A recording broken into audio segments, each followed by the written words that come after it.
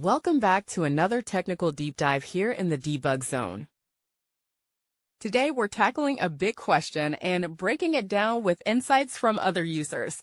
Hopefully this clears up some misconceptions and helps you get the answer you need.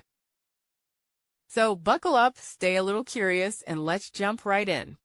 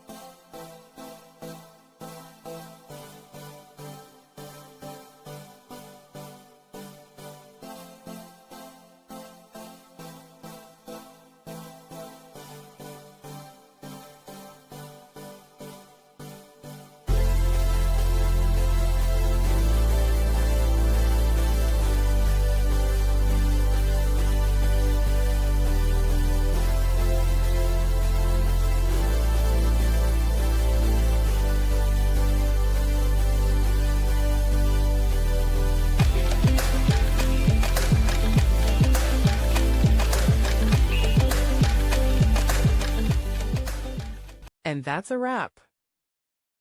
I hope you found the answer you were looking for.